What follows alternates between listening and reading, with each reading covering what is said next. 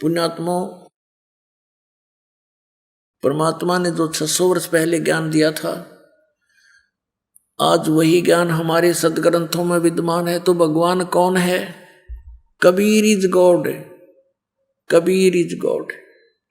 उस परमात्मा को जिसको ये निरक्षर बताए थे, ये अक्षर नहीं जानता, शिक्षा नहीं जानता, ये क्या जाने वेदों के बारे में। 600 वर्ष पहले मालिक ने बोला था, इन पुराणों ने स्पष्ट कर दिया, और परमात्मा ने ये भी कंसेप्ट क्लियर कर दिया था, धर्मदास ये वेद किताब झूठे नहीं है, पुराण झूठी नहीं है।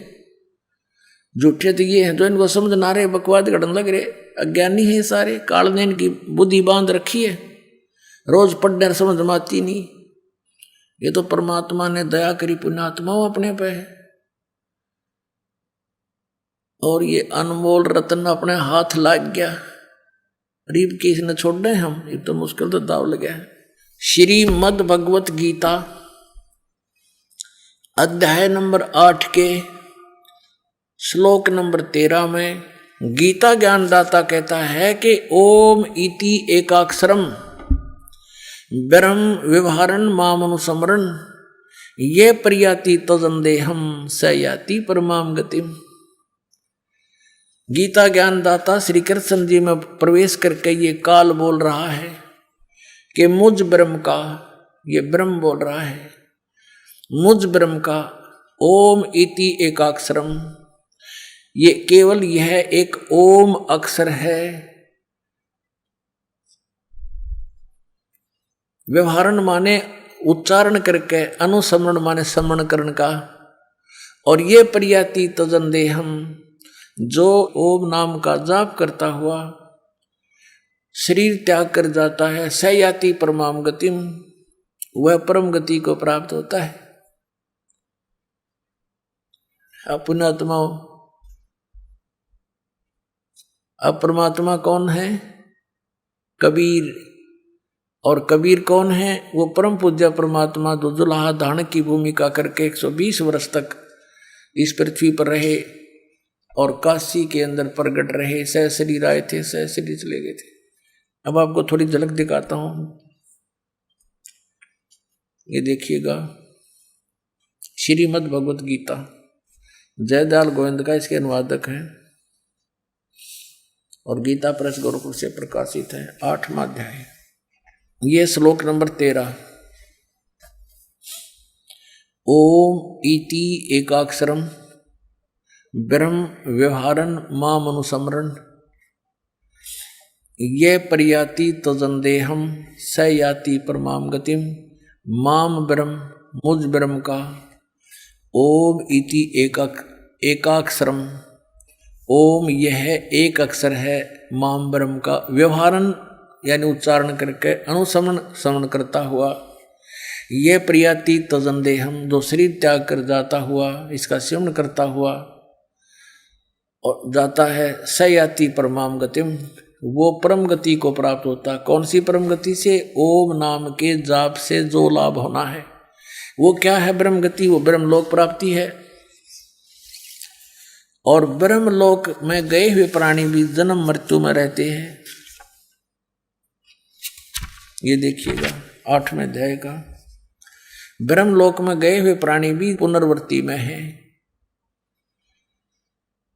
यह लिखा है कि अर्जुन ब्रह्मलोक पर्यंत, यानी ब्रह्मलोक में गए हुए सब तक, ये ब्रह्मलोक तक सभी लोग पुनरावृत्ति में है। वहां गए, इन पुनरावृत्ति का ये शटार लगा के उन्होंने नीचे विवेचन किया है, अर्थात जिनको प्राप्त होकर पीछे संसार में आना पड़े ऐसे।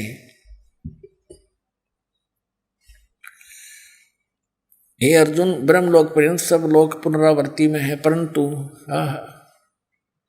कौनते मुझको प्राप्त होकर पुनर्जन्म नहीं होता। ये अनुवाद गलत कर दिया इन्होंने, क्योंकि उनकी बुद्धि कमजोर थी। इसका अर्थ है कि अर्जुन, ब्रह्मलोक तक सभी लोग पुनरावृत्ति में है, वहां गए प्राणी भी वापस आते हैं, जन्म मृत्यु में आते हैं। और न विद्यते, विद्य माने जानना भी होता है। इस अक्षर का एक ही अर्थ नहीं होता विद्य, विद्य धातु है, विद्या जानना। जो ये नहीं जानते तो मुझे माम उपेत तू, मुझे प्राप्त होकर भी हे अर्जुन कुंती पुत्र उनका पुनर्जन्म होता है।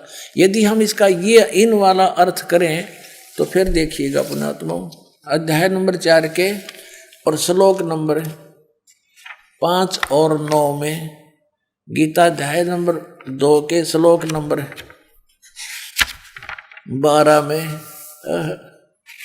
और अध्याय नंबर 10 के श्लोक नंबर 2 में स्पष्ट क्या कि अर्जुन तेरे और मेरे बहुत जन्म हो चुके, तू नहीं जानता मैं जानता हूं। तो फिर ये कहना कि मुझे प्राप्त होकर उनकी जन्म मृत्यु नहीं होती, ये अनुवाद गलत है। ये देखिएगा अध्याय नंबर 4 का और श्लोक नंबर ये 5 है, यहां से शुरू होता है। बहुनानी यहां से पढ़ेंगे। हे प्रणतम अर्जुन, मेरे और तेरे बहुत से जन्म हो चुके हैं, उन सबको तू नहीं जानता मैं जानता हूं। सीधा हो गया कि मेरे और तेरे बहुत से जन्म हो चुके हैं, इसका मतलब ये नासवान है। फिर 9 में यही 8वें अध्याय का 9वां श्लोक यहाँ पर है। अर्जुन मेरे जन्म और कर्म दिव्य अर्थात निर्मल और अलौकिक है, दिव्य है अलौकिक है।